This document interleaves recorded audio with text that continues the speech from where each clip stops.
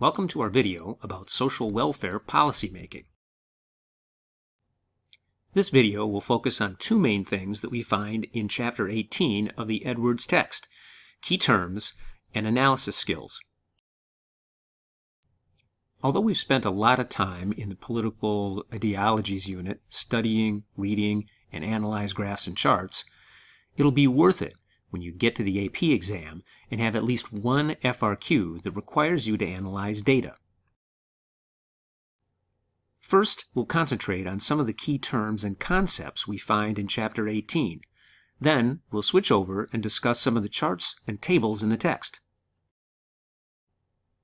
In one of the bazillion videos I made for Chapter 17, I talked about Social Security, and in another one of those bazillion, I talked about taxation.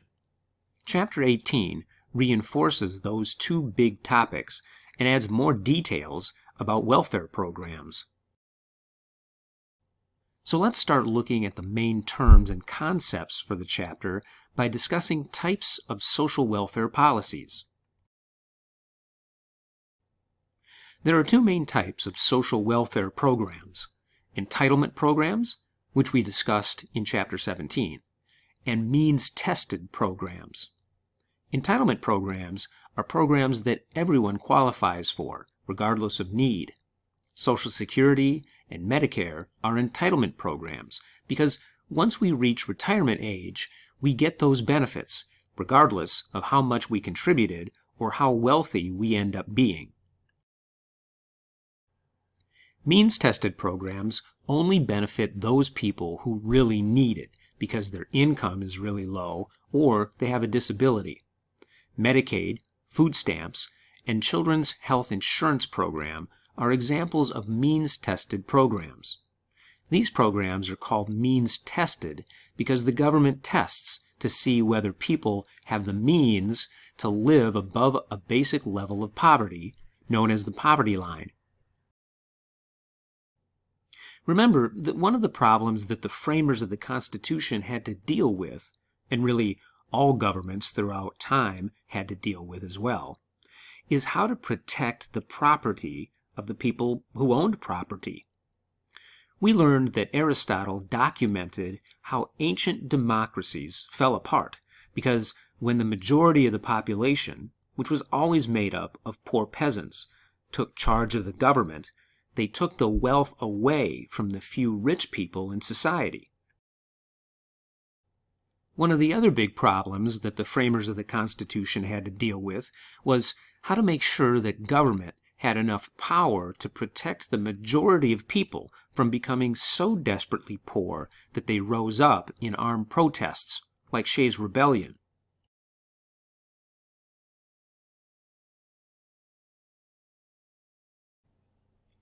Poverty is relative, as I discussed in one of the bazillion Chapter 17 videos.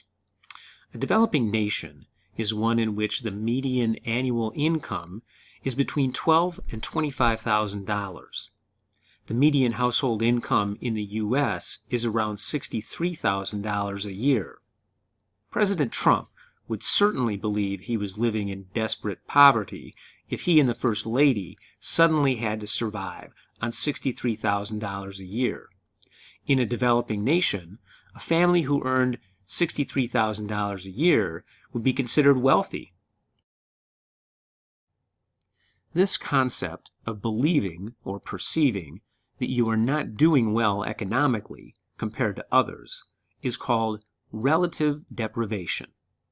In his book, The New Politics of Inequality, Thomas Edsall wrote, quote, "The distribution of income and wealth in a democratic country goes to the heart of its political ethic, defining the basic contours of a nation's sense of justice and equality." This brings us to the next important concept, the difference between income and wealth. Income is the amount of money someone earns or makes between 2 points in time. Wealth is the combined value of everything someone owns, like property, stocks, and other investments. If the President and First Lady suddenly made no income this year, they wouldn't immediately be poor because they have a lot of wealth to rely on in order to maintain their standard of living. For someone in poverty, or even in the middle class, the loss of income could quickly drive them into financial crisis. There are millions of people in the United States who hover around the poverty line, what Barbara Ehrenreich refers to as the near poor. The largest category of those in near poverty is women who are single, divorced, or widowed, and who have children to care for. According to the organization Legal Momentum, 70% of the nation's poor are women and children.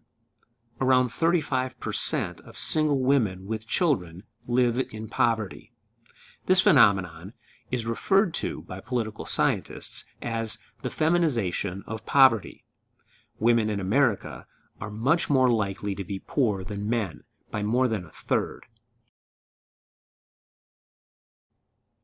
In Chapter 17, we learned about taxing and spending, and a lot of the spending is on social insurance programs.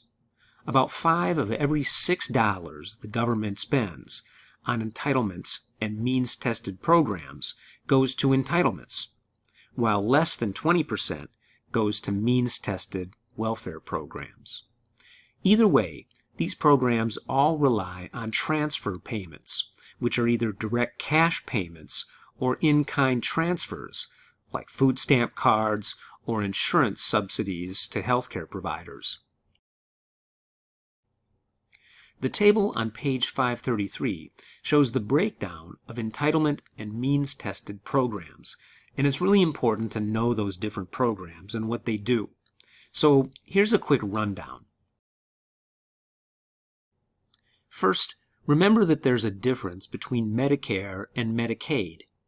One way to remember which is by remembering this little saying: you care about your grandma. Picture your grandma. The purpose of Medicare is to take care of grandmas and grandpas by providing them with some basic health care. The purpose of Medicaid is to help provide the poor and people with disabilities with basic health care. The other two programs you need to know are called TANF and CHIPS. TANF, or TANF, stands for Temporary Assistance for Needy Families. These payments are for poor families with children, and it's paid for by both states and the federal government. When we studied federalism earlier in the year, we learned about grants in aid and block grants. You can refer back to Chapter 3 in the Edwards text, right around pages 77 to 83, for a review of that. TANF is an example of a block grant, where the federal government gives a chunk of money to each state, and each state can decide how to use it to meet the needs of poor families. CHIP, or Children's Health Insurance Program, provides subsidies for insurance to poor families with children. Again, funding is provided by both federal and state governments. CHIP was designed to provide low-cost health care for children whose families are in poverty, but make too much to qualify for Medicaid. Each state has its own set of rules about who qualifies for CHIP, so it's a good example of federalism at work. Because of changes in welfare programs during Bill Clinton's presidency, TANF is available to individuals on a limited term basis, 2 years at a time, and a total of 5 years maximum. That reform, and other reforms that have come after the Republican Revolution of the 1990s, has been based on political ideology.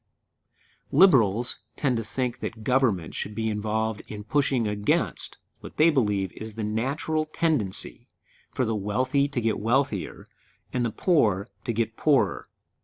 Keeping people out of poverty, according to the liberal ideology, is not only humane, but also better for society. Poor people will be less likely to resort to crime to compensate their income, and more likely to be motivated to care for themselves if they have enough to get by.